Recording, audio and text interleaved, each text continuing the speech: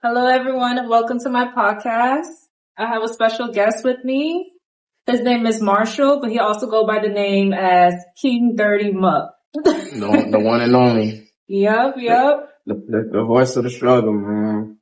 And just a quick little introduction on him. He is a businessman in which he runs and owns Muppy's Kitchen. He is a recording artist in which his album Bosses Cry Too is set out to release on July 26, 2025.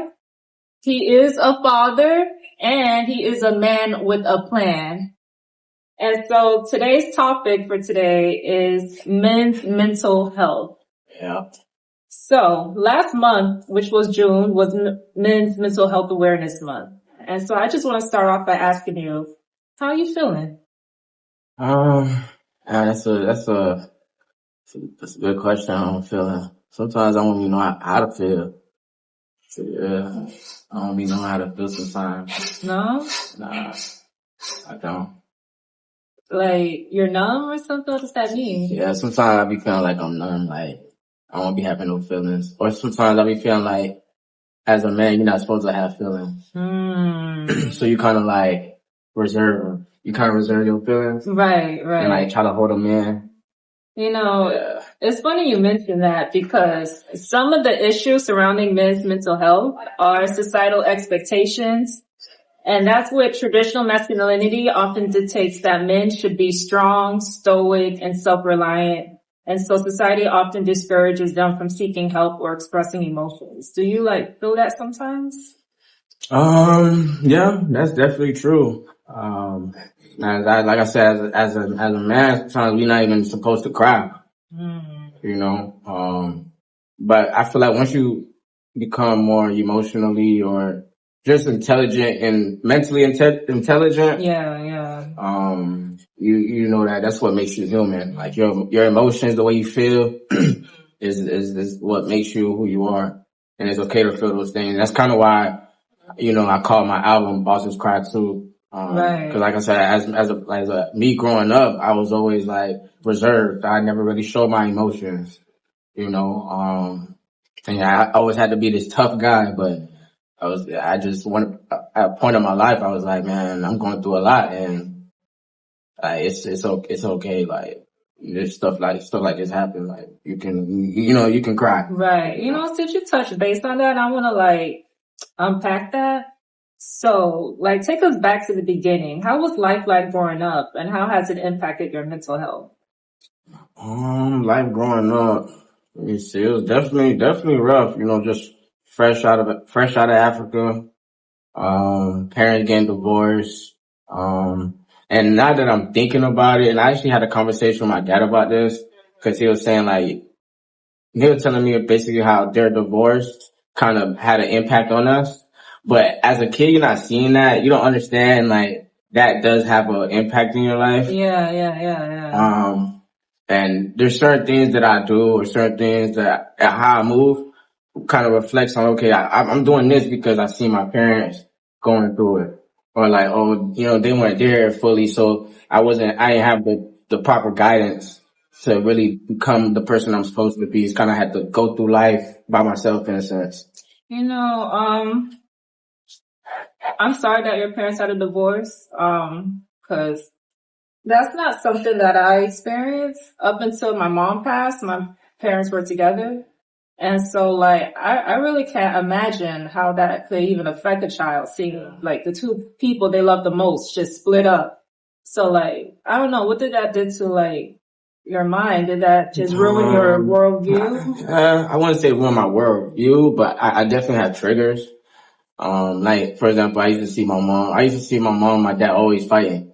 And for some reason, my dad was always the peaceful person. He never really do nothing. But I kind of see me as a man now. Yeah. If somebody do certain things to me, or a woman put her hands on me, I think about that moment. I remember my mom doing that, and it'll trigger me. It would really trigger me, So Yeah. those are one of the examples that I feel it kind of that has a toll on me sometimes. Just depending on what happened, I'm okay. Yeah. This I'm feeling like this because of this happened way back then. Yeah, that makes sense. And so you said you grew up in Africa. What part? I was born in Côte d'Ivoire. And, That's so in cool. English, that's Ivory Coast. My mom from Nigeria. Yeah. So I grew up in, Ivory Coast. Came down here probably like 4 or 5. Okay. So it wasn't really much of a culture shock. I mean, for me, I really didn't want to be in America.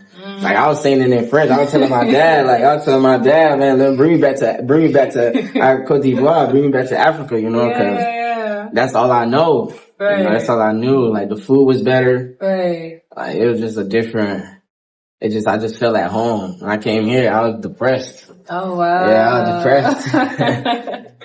That's crazy, because like not a lot of culture here, or like it just wasn't home. It's just not home. Yeah. And I wouldn't say I regret moving here too early, but I kind of do have some resentment. I even told my dad, I'm like, damn, I'm kind of mad at y'all that y'all brought me over here at an early age, because I wanted to at least really live that life. Right. Like, be more culture. Yeah, be more culture. Yeah, you know? yeah. So that's crazy. So like, are you the eldest or? No, I'm the second oldest. Oh, the second oldest. Yeah, I'm the second oldest. I got an older brother. He's 28. And I'm 26. So we like 2 years apart. Like all my siblings, we 2 years apart. Oh, that's cool. Yeah, so, that's pretty cool. So like, you guys are pretty tight too, or like? Growing up was tight. Yeah, that's what I was always like, as an adult. As an adult, and also like just having a dysfunctional family.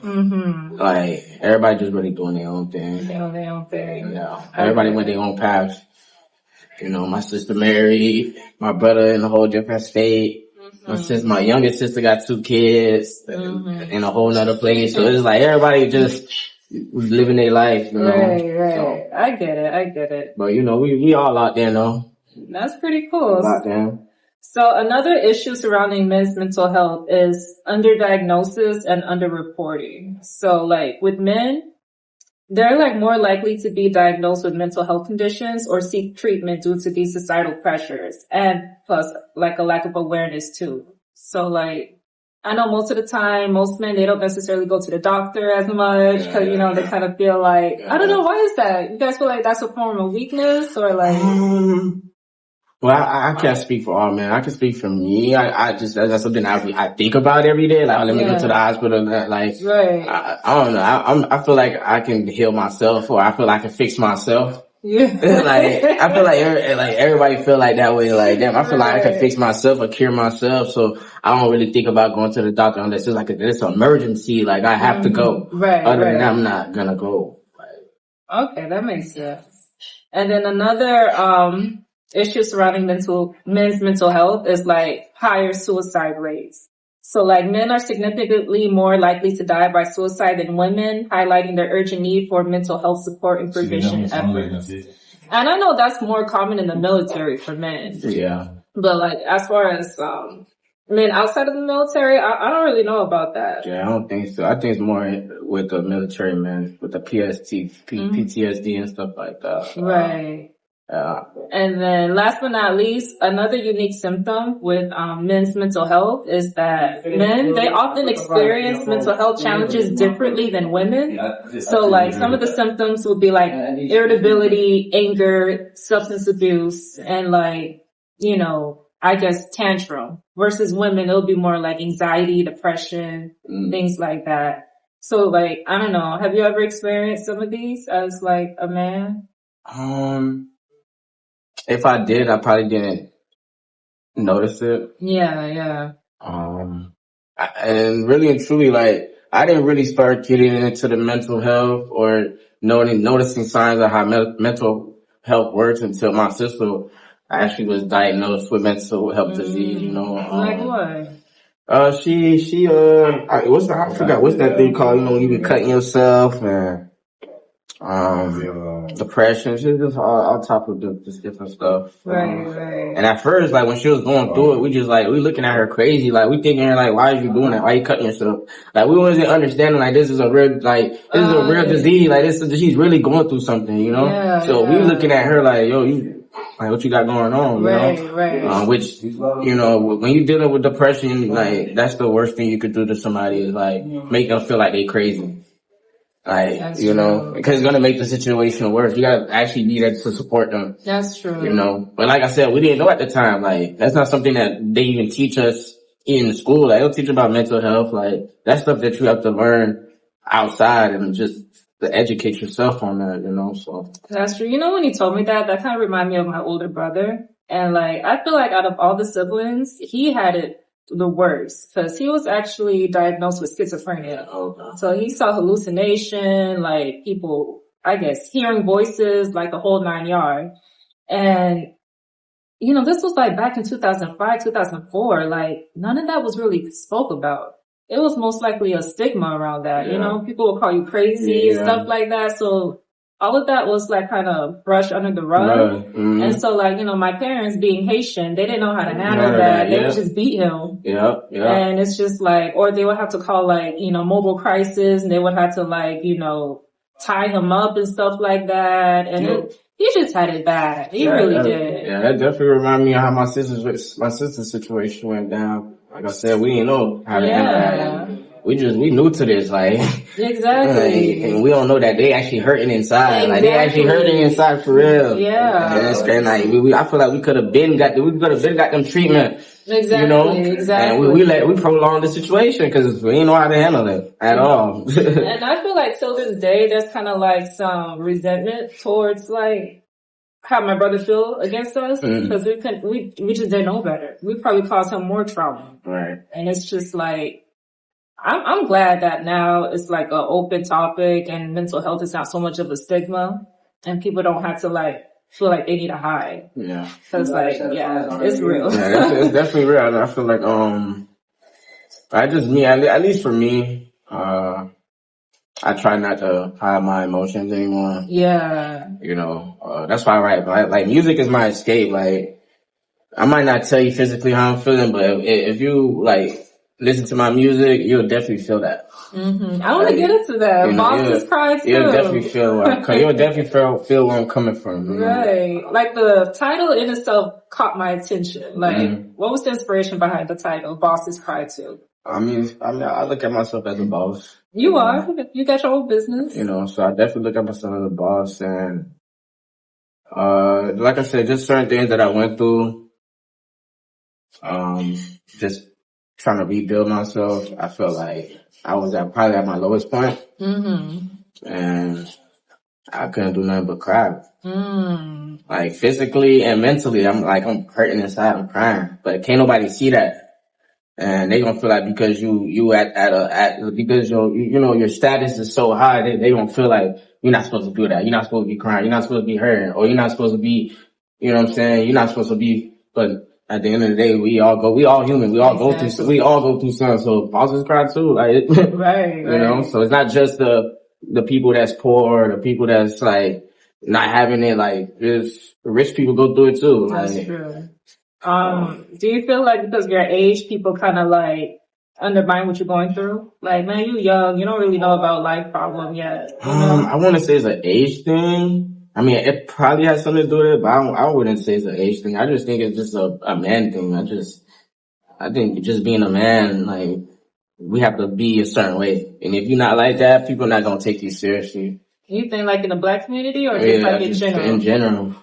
Yeah. But I think it's mainly in the black community I think it's mainly in the black community. Yeah. The black community is like, dude, you can't show no emotions. You gotta be tough. You're not tough, you're not a man at all. So, yeah, I think that's how it is. It's just more in the black community. That's crazy. So like, take us back to like your other business, Muppy's Kitchen. Like, what was the inspiration behind that? I mean, I always like cooking. I always cook for my family. I've been cooking since I was 9 years old. Like I said, my dad wasn't there. My mom was always working. She was a travel nurse. So like, we was always by ourselves at the house. Yeah. And my older brother, he didn't really like know how to cook and stuff. Not to put you out like that, my boy. I ain't put you out like that though, but you know you can't cook, but, yeah, like I said, I used to just take care of the family and stuff. So I just enjoy cooking. And I just thought about it. I'm like, instead of me wasting time, like, doing stuff that's not productive, let me use my talents. Let me use what God gave me. Let me use my gifts Right. for something bigger than me. Yeah. So that became like another outlet for you? Yeah, Like that for your became mental health? for my mental health. Yeah, like when I'm cooking, I feel free. It's like I'm doing something that I feel happy. It's like I'm not forced to cook. I'm just doing it and I'm happy to do it. That's good. So, like, okay. So when I see you, I see that you move with power and you move with like, I don't know, intellect. Like, where do you get that from? Was that something that was instilled in you? Yeah, Like, what's the source of that? my dad, man, my dad. So it's your dad? Yeah, my dad. Yeah. He's a very powerful person, and like since I was a kid, he just blessed me with gems. That's And then like good. I always been, I'm like the youngest person out of everybody I'm around. Okay. In a sense. Yeah. So everybody that I'm around is grown, like already 30s and they 40s. Right. And like, thank God I'm around people who have knowledge or who done been through a lot of things. Yeah. And also successful. So it's like, I'm getting everything all in one. So, right. And I soak up a lot of knowledge. I'm like a sponge. So, like, he's quick with it. Yeah, I'm like a sponge. I soak up a lot of knowledge. So, you know what I'm saying? Like, I only like to even talk to people that's things that's going to educate me, that's interesting, that's going to benefit my life. So, right. Like, I just feel like just being around older people and you know, having my dad always speaking to me, talking to me. Yeah. It really made me who I am. I really love that your dad took the time to like instill that in you, especially like, I feel like things are changing now, but I know like back then, not many, young men have fathers in their lives. Yeah. So as for my brothers, like, you know, our father was in our life, but like growing up, like my dad did the opposite. He actually broke them down, saying that like broke them down.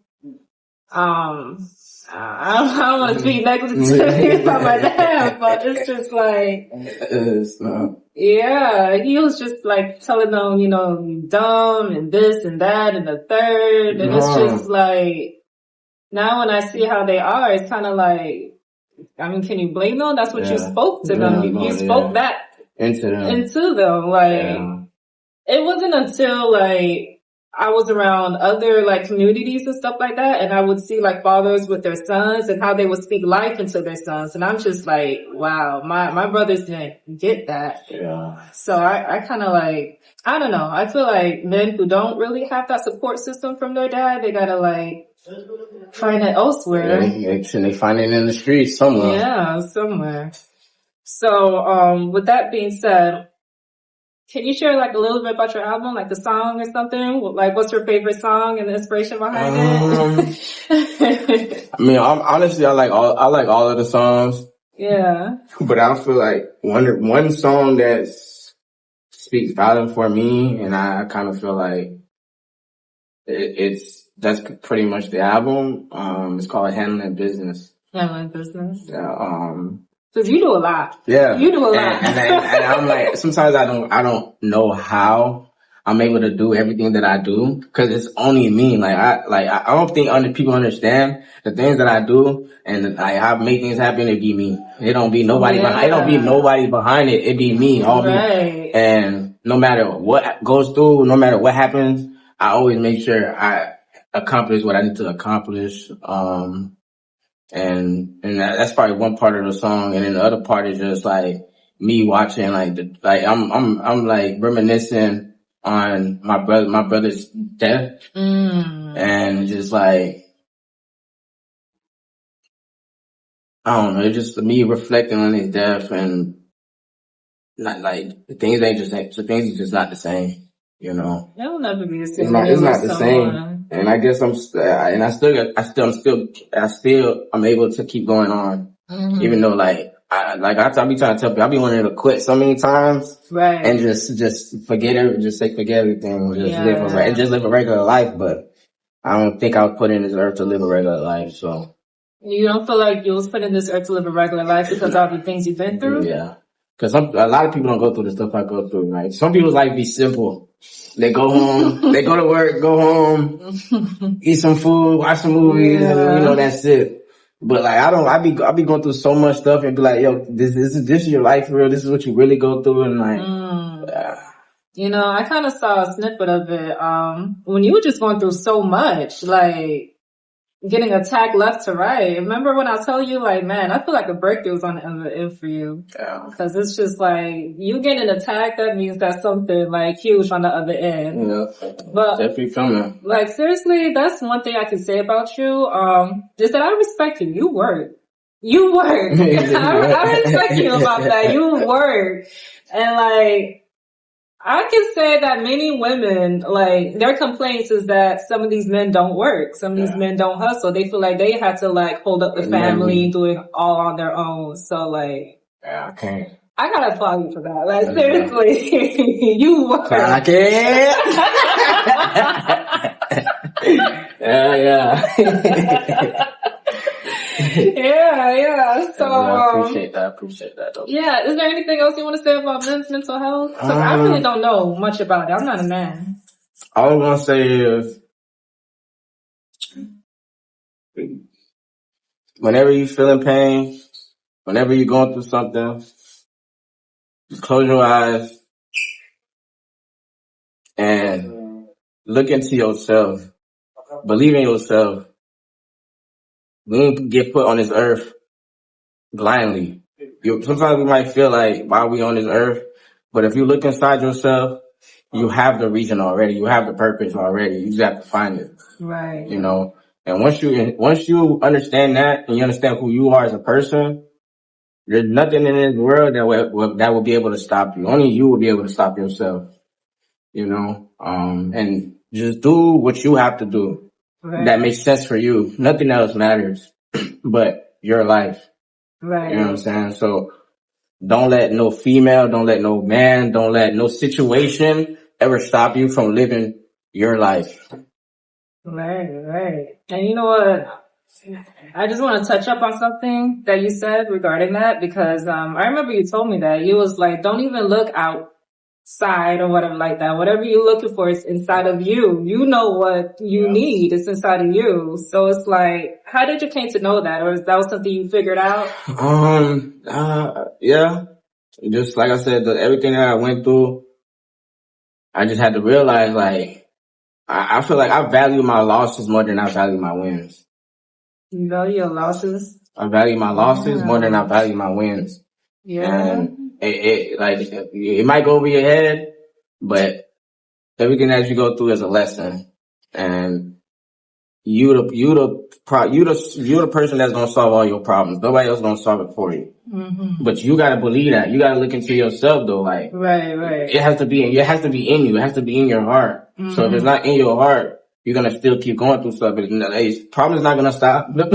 Problems ain't gonna stop. That's true. But you gotta be able to control it. That's true.